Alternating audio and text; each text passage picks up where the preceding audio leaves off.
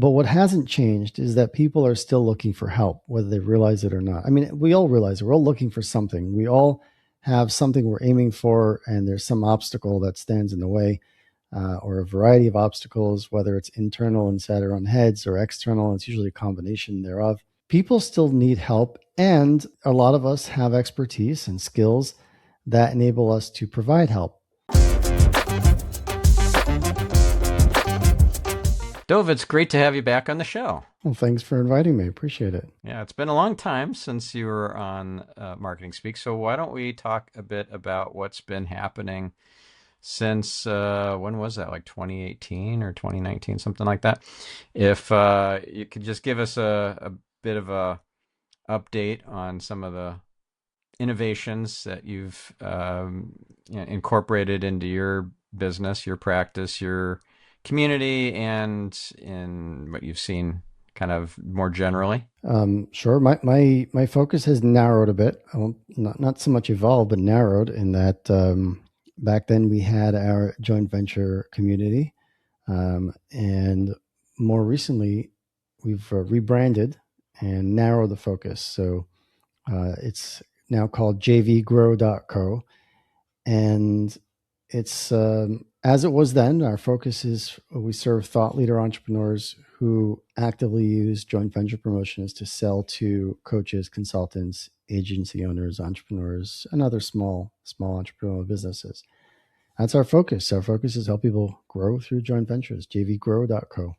Yep. And so what sort of joint ventures are you seeing are working these days versus what maybe worked 5 or 7 years ago? 5 or 7 years ago, and prior to that, you could send out an email for somebody, and depending on your list size, you'd be generating maybe 100, several hundred, high hundreds, 800, 900 if you had a big list, opt-ins for them. People are more skeptical. People are overwhelmed with offers and information, certainly the same types, and the response has definitely been lower. But what hasn't changed is that people are still looking for help, whether they realize it or not. I mean, we all realize it. We're all looking for something. We all have something we're aiming for, and there's some obstacle that stands in the way, or a variety of obstacles, whether it's internal and set on heads or external. It's usually a combination thereof. So people still need help, and a lot of us have expertise and skills that enable us to provide help. So it's you're still able to build a business upon your expertise and to serve certain types of people, and that's for sure. And there are still other people who have audiences that include many people who never heard of you, but who would love the opportunity to get some of your help or to work with you in one way or another. So the fundamentals haven't really changed because the need is still there, right? So what has changed really is just the types of messages that people respond to, the types of offers that people respond to, the way that the messages and offers are delivered that people may or may not be paying attention to. And then, of course, there are certain nuances, such as, there are some things that people turn to AI for that maybe previously they would have turned to a coach for. So there is definitely a need to either make it clear as to how what you're offering is above and beyond that, or complements that, or cannot yet be done by AI in any effective way. And as smart or as capable as these AIs are, they're not the same as working hands-on with somebody who's got master level skills in whatever it is you're trying to accomplish. So, so that's just kind of what I'm seeing in terms of what has not changed and what has changed. And I think that recognizing what has not changed is always the starting point, because that's the underlying. That's the first principles. And what has changed is these are more details where a lot of people get frustrated because on some level, I think that we would love to get to a point where we just put things in place and then it just keeps humming along. But that's not real life. And the sooner we accept that, the better off we will be. More like what you put in place is who you want to serve, the kind of person you want to serve, the kind of problem you want to help them solve, the kind of result you want to help them enable and create. And then make sure you're very excited about continuously tweaking and figuring out how to serve those people at a higher and higher level, um, whatever that would mean, because you will need to continuously be creating and recreating, and it's got to be something that you can be passionate about. Cool. So, from an offers perspective, would you say offering online courses is kind of dead, and maybe challenges is kind of dead, and what else are what else has jumped the shark? So I hesitate to say that any such thing is dead, because there are always people who are still doing it well, and I think that's really the point. It's not, email is not dead, webinars are not dead, challenges are not dead. What's most important probably is recognizing that how important the messaging and the framing and the packaging of these things are, because all they are is just opportunities to connect with people. You're looking for their attention and interest for a period of time for a certain purpose. And the better you can communicate that, like, for example, if you're using messaging that may have worked 10, 15 years ago about how to get more clients consistently, for example, right? Um, People, for the most part, need a more nuanced message right now. Sure, there are people who are rank beginners, and if that's your target market, you might be able to get away with that type of simpler messaging. But if your audience is has you kind of been in the business world or whatever world it is, or trying to grow their business with their marketing, whatever they're looking for help for any period of time, 6 months or longer, probably they've been exposed to so much more, and they've probably tried certain things. They've probably spent money on this or that. They're probably taking courses and didn't finish them, didn't get very far, because they start to realize that as much as this tells me, as I've learned, I still have these questions. I need someone to help me answer them. And so, some combination of information with coaching is still very important. In-person events can make a big difference for some people. Um, but more so than that, I think that the narrowly focused message um, has the highest level of credibility at this point. Can you give an example? Like juxtapose one that doesn't work and one that does work these days. Yeah, I'm just thinking off the top of my head. There's so many conversations I have with people, but my recall isn't always the best. We'll just make one up. Yeah, well, the idea of, let's just say, how to get more clients, right? I mean, that's just it's something that's much broader. Or how to get more clients on Instagram. That's narrower in terms of using a specific platform. But what we need to do is recognize that there are some people who will be, respond to how to get more clients on Instagram, for example, but they still have, and I don't know anything about it, to be honest, myself. So, how it's not something I do, but there are very specific experiences that they may have tried already that lead them to feel like, okay, here's another one. Anytime your message is something that people are likely to respond with, oh, you sound like everybody else, it's not likely to be effective. And what you need to do is to come in with a an angle that shows that you have thought this through, you understand their situation, and that understanding includes a recognition of why so many of the same messages that have been effective in the past are no longer effective. And that's because most people do not understand um, the journey that they've been through, in the sense that they have the things they've tried that haven't worked, the promises that they were made that didn't pan out for them.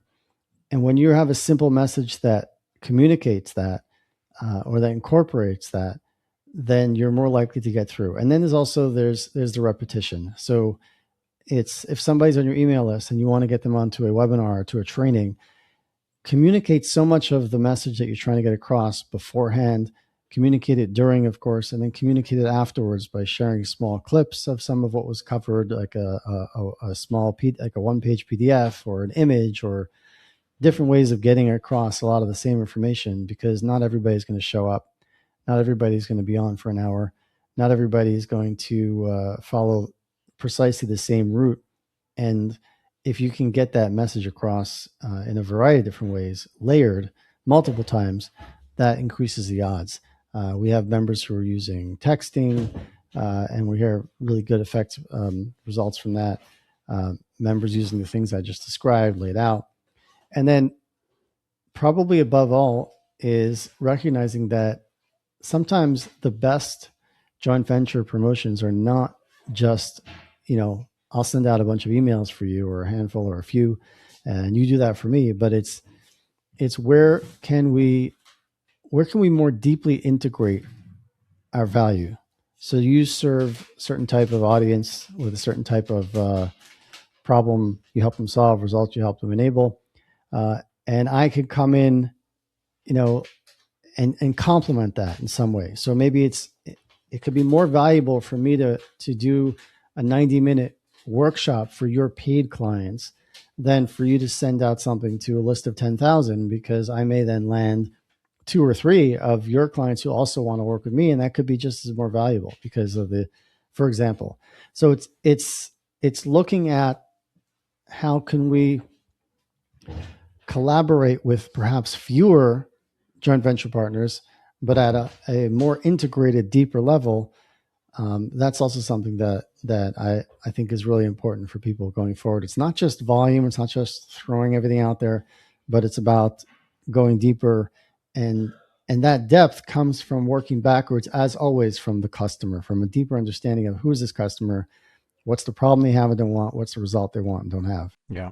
So if, let's say, a consultant is getting a percentage off of another consultant's deal, that, like, this is an existing client, I'm going to introduce this client of mine to you, and you're going to do services for my client, and it's not competitive, it's complementary. What's a typical percentage, like finder's fee or whatever you want to call it these days? So the way I learned years ago how to think about anything along these lines, in terms of how do you decide, who gets what, like how much something is worth, and the way that that makes the most sense to me, what I've always, this is the approach I've always taken, is you look at the overall. So first of all, if all you're doing is just introducing, or if you're just recommending, and depending on what the service is and how hands-on, if it's a course that the only cost involved really is just a digital download, so there's really no marginal cost in there, then people will give anywhere, depending on on various factors, anywhere from like 20, 30, 40, 50%, all the way up to 100%. Okay. Because it could be that they're just buying a customer, for a lower price product. So they'll happily pay the $97 or the $497 even to their joint venture partner, because they know that a certain number of those, a certain percentage, are they going to sign up for a 15, 25, or even bigger offer on top of that. The the If two people are collaborating, kind of working together, and let's say there's 100% of the fee, and one consultant is, we break it down. Let's say 20% is client acquisition, 50% is delivery, 30% is perhaps managing the relationship, right? And then there's another 10% in there, right? So that's the approach to take. Is we look at the whole range of parts involved in landing and serving this client, agree on how to break it up and what percentage to allocate, and then who did what. So if one of the consultants is doing, all of the delivery, then they would get, that whole 50% of the total fee, let's say, or maybe more if they decide that. If both consultants are doing delivery, one is doing, a small part and the other is doing the majority of it, then that 50% might be divided 80-20, you know, whatever makes sense. The important thing is not to have specific hard numbers. The important thing is in terms of like what percentage what's normal. There is no normal. What's important is working backwards from the value that we're creating together. How do we break that up in terms of contribution? Who is doing which part of that contribution? And then we agree on a compensation to be split accordingly. Does that make sense? Mm-hmm. Yep, got it. Cool. And in your community, so JVGrow, how many folks are promoting things like courses and downloadables and things like that that can scale without a lot of extra personal involvement on the entrepreneur's part, and how much is more done for you or done with you type things where there's only a certain amount of the person that can go along with the offer, and so they have to scale it back in order to meet delivery standards. Everybody has some kind of free information offer of some kind, whether it's what we usually more traditional lead magnet of a PDF download or videos to watch or a webinar or whatever. But of the paid offerings, like right, in terms of paid offering, there are a lot of people have some kind of course that's available for relatively low price. I'm not aware of anybody who's just selling a $2,000 course standalone like they used to be, $2,000-$3,000 course that people go through on their own. I don't think any of our members are really doing that. well, you know what I did? I used to sell $2,000 courses, and I had a $5,000 or $4,500 course as well. I've made them all free. I have half dozen different courses that I charged multiple thousands of dollars for that are all free on my site on stephanspencer.com now. And it's the new way to do business these days is we can't overwhelm people with too much course material because they're not going to do it. They're not going to probably even consume 5% of it. So might as well put it out there and make it a very low barrier to entry, and then sell on the back end things like done for you services or done with you services or cohort based programs, that sort of thing. Yeah, and that's what we're seeing for the most part is that people may have some low priced entry level trainings that are very very focused on a specific but valuable piece of the puzzle. Anything that's more than maybe even a couple $100 is going to have some kind of live training or coaching involved, whether it's group one-on-one, or like we were just talking about, delivery of some kind of deliverable, some kind of done for you. Because the value, when we have so much information available, we still need somebody to take us by the hand to some degree. We still need someone to take us by the hand at this or that part of our journey. We all need it, right? There's always something where we need to sit down with somebody and hash something through. And that's where the information clicks. It's where we're able to, I feel like the goal really is mastery for anything significant that's worth learning. We've got to be going after it with the aim to master it, for its own sake, or because it's a key component or key part of helping us accomplish the bigger business goal or whatever, or life goal. And to me, mastery has several steps, which is that number one, I need some information. I need some know-how, some knowledge. And there's so much knowledge out there. There's so much information. If you're starting in any domain, it's really hard to know how to separate the 90% from the 10%. What's that 10% that you really need to know, and the 90% you don't, or don't need, or you can get there in the future, right? And you need some kind of mentor or coach or who's mastered this already to be able to direct you to that critical 10% that gives you 90% of what you want. And that is the first step. That's valuable. So the first step of mastery is really study some information, acquire it. The second thing is, then you got to take that and go out and implement it. You got to go out and use it. And when you go out and use it, you're going to find that sometimes you get the results, the reaction, the response that you're hoping for, and sometimes you don't. And um, but you got to go out and do that, because you're never going to really understand the information until you're using it. And then you can start to see how it actually works. And then, of course, the third step is you go back to your mentor, your coach, and you say, look, this is the information you taught me. This is what I did with it. These are the results that I got. I like these results. I don't quite like those results. What am I doing correct? What do I need to change? And your mentor or your coach could look at what you're doing, hear the story that your description, and very quickly, because he's mastered what you're just beginning at, he can very quickly say, oh, this you did well, this you didn't do well, here's what you need to improve and change. And that's a role that we all still need. Well, what about ChatGPT? Can't we just replace that eventually within the next, I don't know, 6 months with ChatGPT or something similar? Look, I am not an expert in AI. I did recently start using it for some things like this, and I am honestly impressed. Okay, um, but it's still not the same as another human being who's mastered something and is giving you their time, attention, and brain power. Um, there's I mean, it's not the same. It definitely can replace some aspects of that, and I do think that as a community we need to kind of really talk through for ourselves and amongst ourselves to clarify where where are the weaknesses in the various AI, you know, tools available that more and more people are learning to utilize and rely on.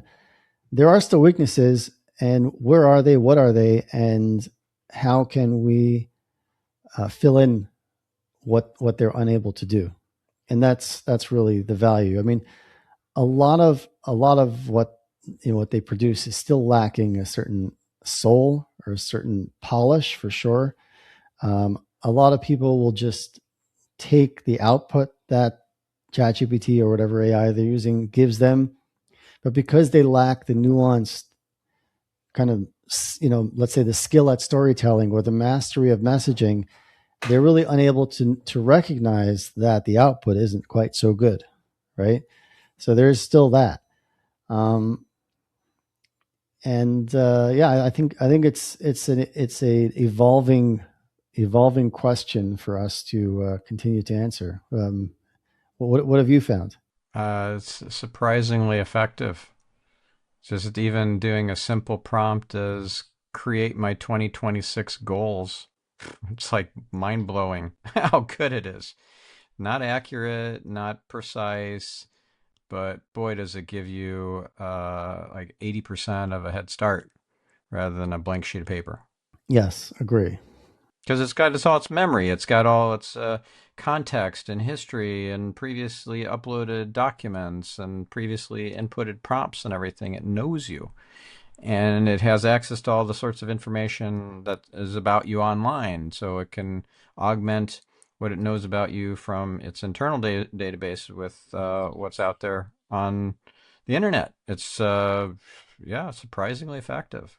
Yeah, it's there still is the aspect of community though, which I don't think that. Well, it's not just community. It's like it's the human connection that people are going to crave more. And there's this great quote from Mark Cuban that he says within the next 3 years there'll be so much AI, in particular AI video, people won't know if what they see or hear is real, which will lead to an explosion of face-to-face engagement, events, and jobs. Those who are in the office will be in the field. So that's according to Mark Cuban, billionaire, shark from Shark Tank. And I'm 100% with him on this. And also, I think that if you I'll bring in a Google acronym, EEAT. It used to be EAT, expertise, authoritativeness, and trustworthiness. Those were three really crucial aspects of online content that Google was wanting to see in your website, and now it's not EEAT, it's EEAT. They added another E, and that is for experience. Because if you want to talk about basket weaving or scuba diving or running a 5K or whatever, you better have experience in that. If it's an AI that auto generated that article, well, when has an LLM ever run a 5K or weaved a basket? So I think people crave that. And so you're saying that Google is, Google's looking for that. They're looking for some sort of signals that show that there's real experience here, that this isn't just auto-generated, LLMs are a fancy autocomplete, at least at this point in time. It's a probability engine. this EEAT, Google is using this in their search engine rankings. Is that what how they're using it? Or they're using it elsewhere. And the reason I'm asking is because who's using search engine anymore? Who's using Google? I mean, A lot. uh, Like the or vast, beyond their AI results at the top. Okay. well, zero click is becoming a thing. Zero click search. But if you look at the volume of traffic, Yeah, I did that today just a couple of times. yeah. So Google has ChatGPT, and all of them beat by traffic and usage. I use ChatGPT a lot, but I use Google more, and I usually get the answer in the AI overview, so I don't end up clicking. So half the time I'm not clicking through.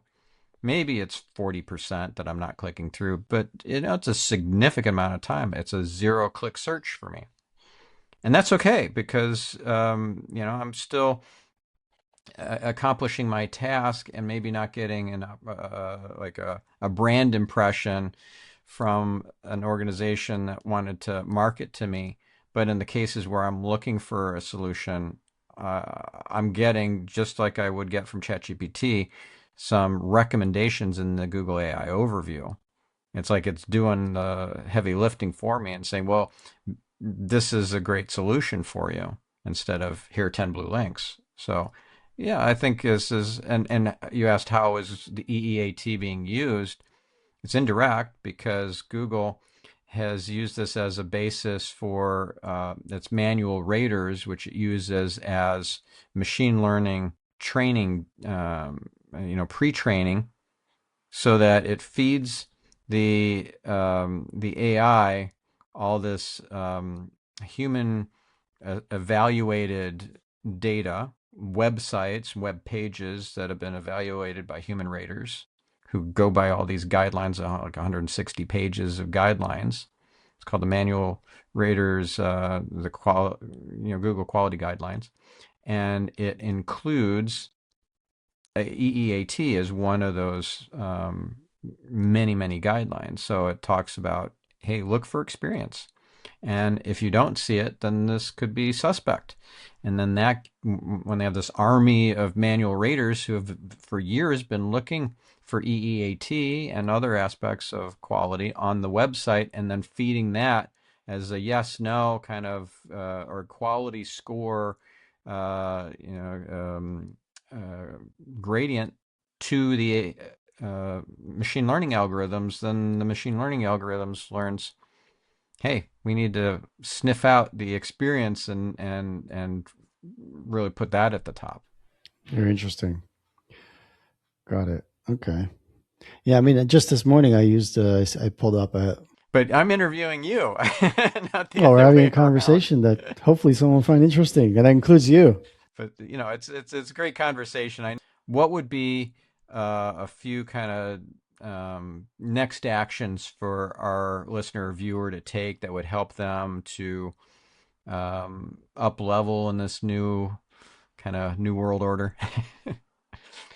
Well, if you're, no matter what you're doing, there's always an opportunity for some kind of joint venture collaboration, right? There's always some kind of, and a lot of times people are concerned or worried about why would somebody want to promote me, or or my list is too small, or whatever it might be. There is always there is always some kind of deal that can be done. And it's a combination of really just understanding. Yeah, and there's always an opportunity to be referred. Yeah, it could be a one to one to one, like, one person refers one person to one person.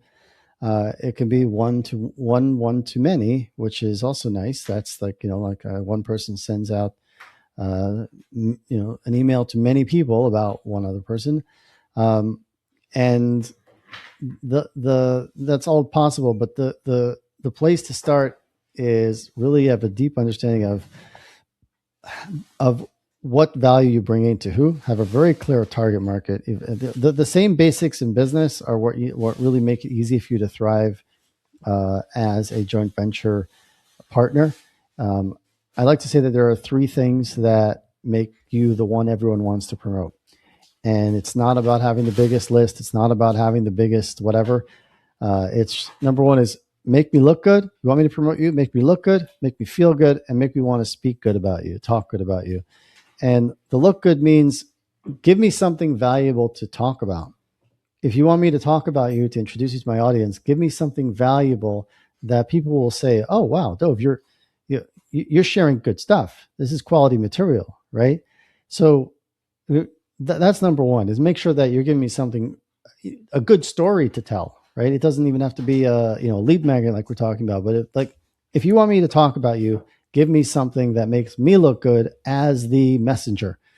The second thing is make me feel good, which is make sure that you want me to help you. Make sure that I feel that you're interested in me, and you're not just seeing me as some intermediary that you want something from me. And it really should go without saying, but it doesn't, because it's just so easy. Even people who don't necessarily mean to be that way, we all are focused on our own needs and wants and fears and desires and worries by default.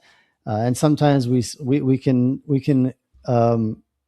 forget the other person without even meaning to. So we really need to really make it as a priority to really make me look good. Number one, make me feel good. Make sure that when we're talking that you're genuinely interested in my business and my goals and so on, and you're suggesting ways that we both win together. And then the last thing is make me want to talk good about you, to speak good about you. Is that means you can be reliable, you can be responsive, and communicate. That means if you say you can do something, make sure you do it. Uh, when I send you a message or I call you or whatever it is, respond. And number three, if for whatever reason you can't do any of the first two properly, communicate, initiate. As soon as you realize you're not going to be able to follow through, let me know. Don't have me chasing you down. Don't have me, um, you know, sending you repeated messages and not getting a response. These are all really important. And it's also very basic, but just as the black belt is doing the same moves as the white belt, but at a much higher level, the people who are everywhere and being interviewed by everybody and promoted by everybody, they are doing these things just at a black belt level, because they've taken the basics and they've run with it. They built it.